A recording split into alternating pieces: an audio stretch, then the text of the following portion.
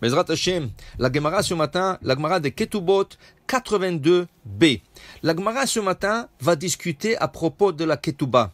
Au début, aux temps anciens, il y a 2000 ans, il n'y avait pas encore un contrat de mariage. On sait que chaque fois qu'on va faire une affaire, on doit faire un contrat. Chaque fois que quelqu'un promet quelque chose à quelqu'un, ou il veut donner un cadeau à quelqu'un, il faut faire un contrat. Ceci, ça prend d'un midrash.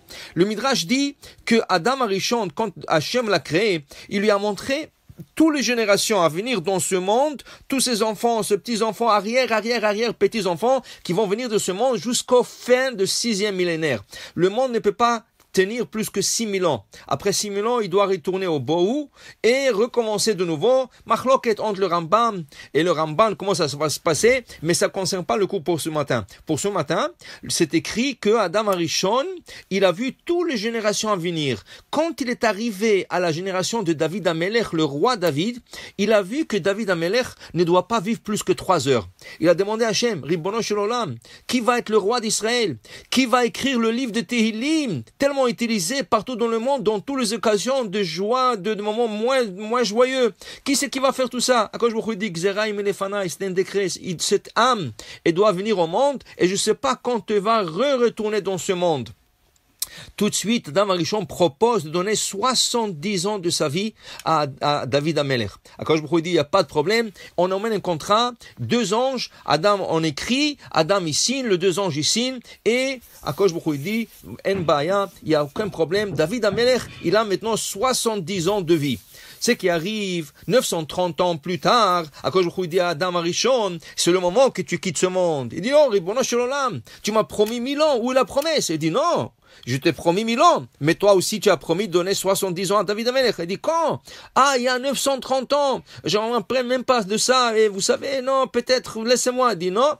Il lui a sorti le contrat, il lui a montré comme quoi ça a été écrit et signé par lui-même et 2 anges. Alors de là, dit le Midrash, chaque fois qu'on fait quelque chose, on a besoin d'un contrat. Alors maintenant, au début, comme on a dit, il n'y avait pas un contrat de mariage. Et pourquoi ce contrat de mariage est tellement important?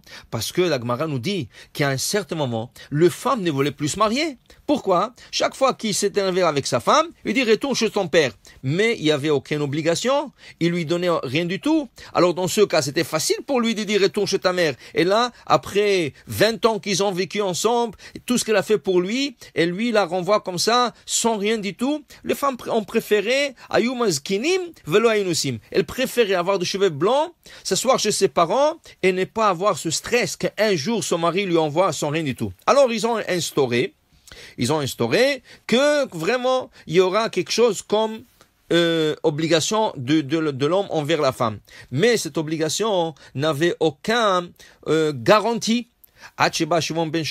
Jusqu'à qu'il est venu Shimon ben Shattach v'tiken shiukotev la kol nechasai achraim liktubata. Shimon ben Shattach, il a instauré un contrat de mariage, et dans le contrat de mariage, il y a que le mari, c'est écrit que le mari s'oblige envers sa femme et il met en garantie tous ses biens personnels. Ça veut dire que 10 ans plus tard, 20 ans plus tard, qui voudra la divorcer, alors tous ses biens personnels sont une garantie pour la Ketouba, pour ce qu'il lui a écrit dans la Ketouba. En réalité, aujourd'hui, ça ne tient plus, car la loi civile oblige le mari à donner 50% de ses biens à la femme, qui est une chose très très bonne.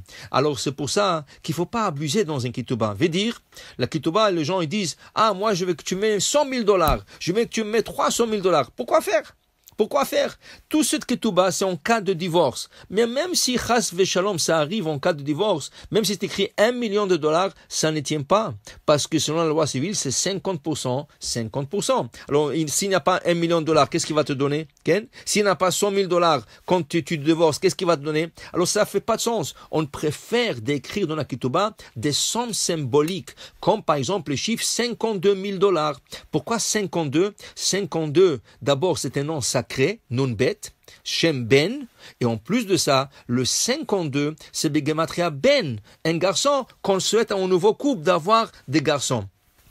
Alors, la ketouba, c'était instauré au temps d'un grand Avbedin qui s'appelait Shimon ben Shattar. Maintenant, on va expliquer le sens mystique de la ketouba. Vous savez que toute la raison pourquoi un couple se marie, parce qu'il y a une mitzvah de la Torah. C'est la première mitzvah de la Torah. Pérou, urvu. Adam et Chava sont mariés pour avoir des enfants, multipliés et fructifiés. Maintenant, au début, quand un homme et une femme se marient, l'homme il a la lettre Yud dans son nom et la femme et la lettre He. Comment on dit un homme en hébreu? Ish.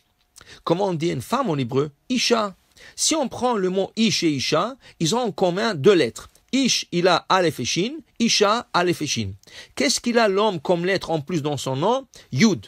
Et qu'est-ce qu'il a la femme en lettre de plus dans son nom? He. Yud, He, c'est la moitié du nom d'Hachem. Yud, He. Alors ça veut dire qu'ils ne sont pas complets.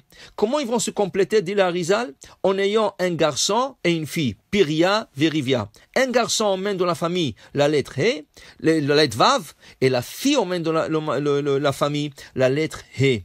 Alors s'ils ont un garçon et une fille, dès qu'ils ont le premier garçon et la première fille, ils complètent le nom d'Hachem.